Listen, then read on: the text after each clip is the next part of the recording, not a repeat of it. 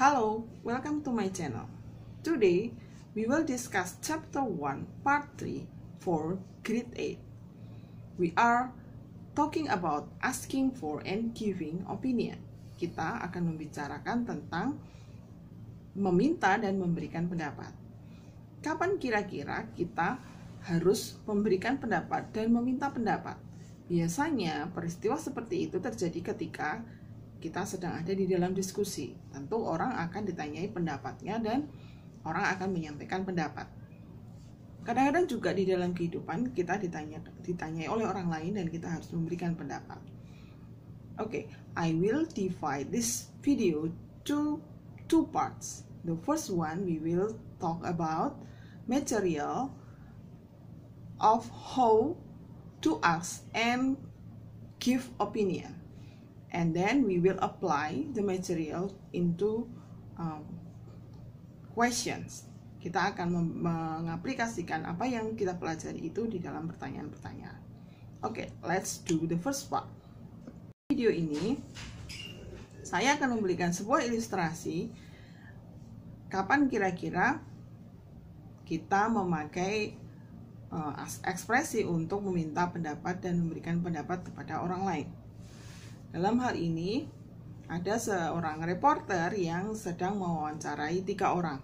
Ya, ada seorang reporter, kemudian dia mewawancarai satu Mr. Burhan, the second one is Miss Susan, and the third is Dr. Ferry. Ya, they are talking about coronavirus. Jadi sedang berbicara tentang the best way to prevent us from coronavirus. Ya, jadi yang pertama dia tanya reporternya, what do you think of the best way to prevent us from coronavirus?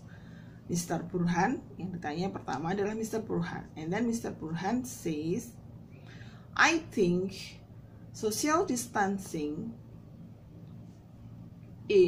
will prevent us from that virus. I think social distancing will prevent us from that virus. Jadi dia mengatakan, menurut saya social distancing akan menghindarkan kita dari virus itu. Do you think so, Miss Dr. Ferry? What is your view? Do you think so, Dr. Ferry? What is your view? Kemudian Dr. Ferry says, I think so. Social distancing is one of best ways. Ya, one of best ways. Kemudian dia mengatakan, in my opinion, dalam pendapat saya, washing our hand with soap frequently will keep us always clean from virus. Jadi kalau kita mencuci tangan dengan sabun setiap kali, itu akan menghindarkan kita dari virus. What about you, Miss Susan? Bagaimana dengan Anda, Bu Susan? How do you feel about that? Jadi menurut Anda bagaimana, Bu Susan? Kemudian Susan said, from my point of view, avoiding to meet many people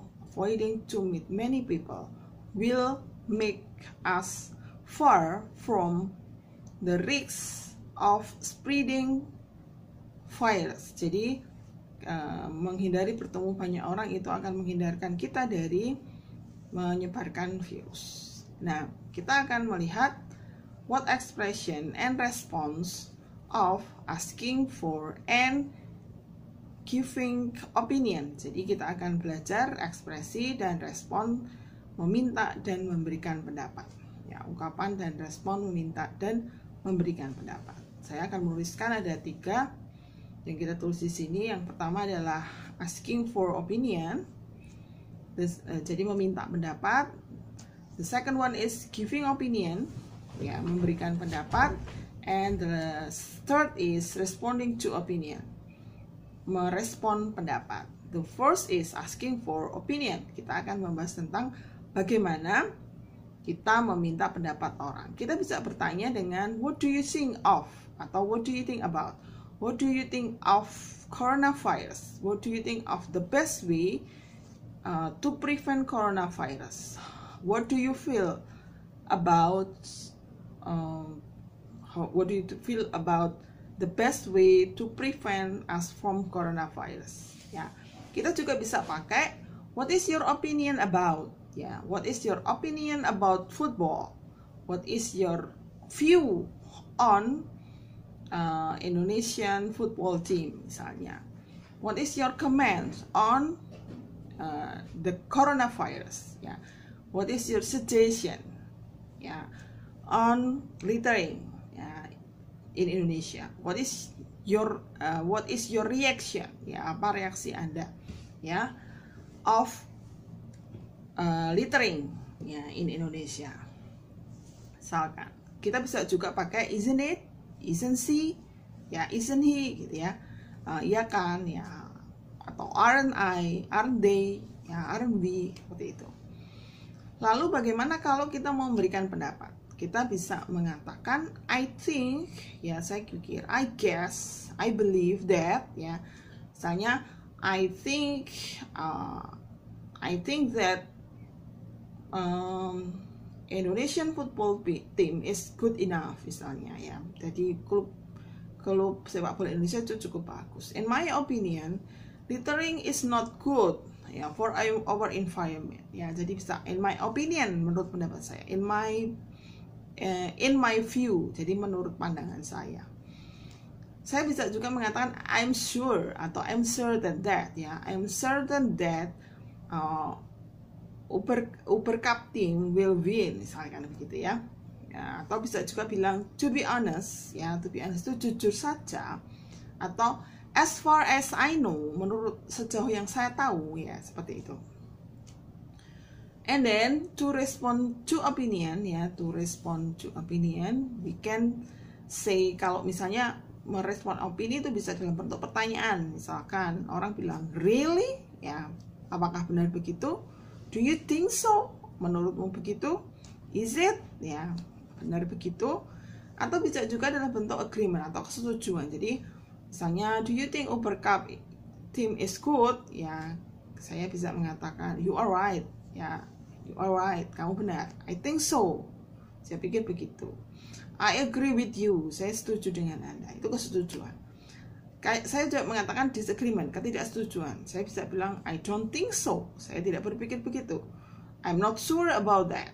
Ya, I cannot say for sure. Ya, saya nggak bisa mengatakan pastinya. Ya, misalkan seperti itu. Oke. Kemudian kita akan mengaplikasikan apa yang kita pelajari tadi ke dalam soal-soal.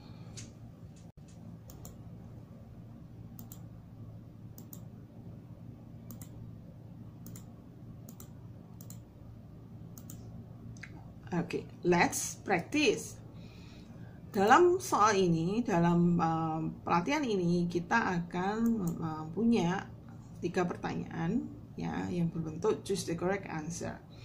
Misalkan ada percakapan antara Atika and Rio ya, kemudian Atika bla bla bla bla bla, kemudian Rio bilang I think the math test is quite easy, I can do it fast ya.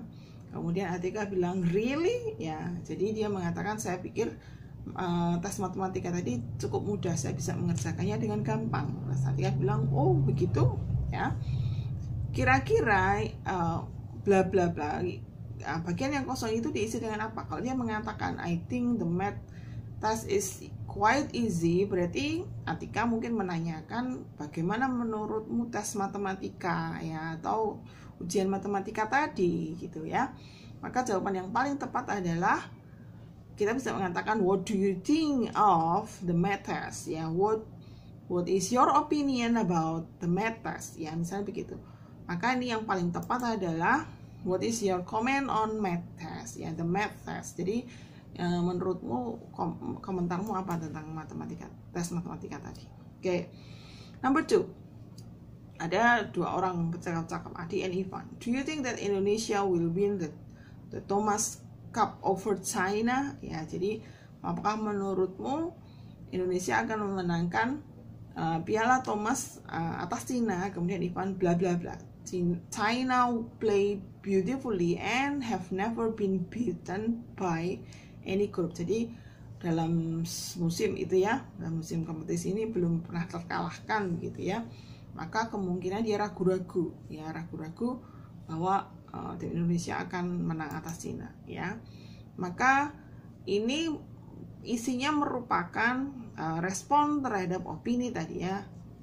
Gitu. Kira-kira yang paling tepat adalah ya, karena dia ragu-ragu, kemungkinan yang paling tepat adalah I can't say for sure ya. Kalau definitely artinya tentu saja. Nah, ini alasannya tidak mendukung, maka yang paling tepat adalah I can't say for sure ya. Oke, kemudian number 3, arrange these jumbled words into right sentence. Jadi kita diminta untuk menyusun kata-kata yang tidak urut ini menjadi satu kalimat yang urut. Ada opinion, the in students might be can allowed to school go whenever safe is it. Kemungkinan adalah yang pertama adalah in my opinion. In my opinion. Jadi 3, 5, 1. Kemudian ada kata school allowed, itu kemungkinan pelajar-pelajar ya. Jadi in my opinion, mungkin the students ya, the students can be allowed, bisa diizinkan masuk, diizinkan apa? Diizinkan masuk ke sekolah. Can be allowed to go to school whenever it is safe. Jadi menurut pendapat saya, para pelajar atau para siswa bisa diizinkan masuk sekolah kalau sudah aman ya. Jadi kira-kira yang paling tepat untuk mengisi susunan paling tepat itu adalah yang B ya. Jadi in my opinion, the student can be allowed to go to school whenever it is safe ya. Itu kira-kira jawaban yang paling tepat. Okay, I think I hope this video will help you to understand how to give opinion, to ask opinion and give opinion, and how to respond the one who give opinion. Thank you very much for your attention. See you in my next video.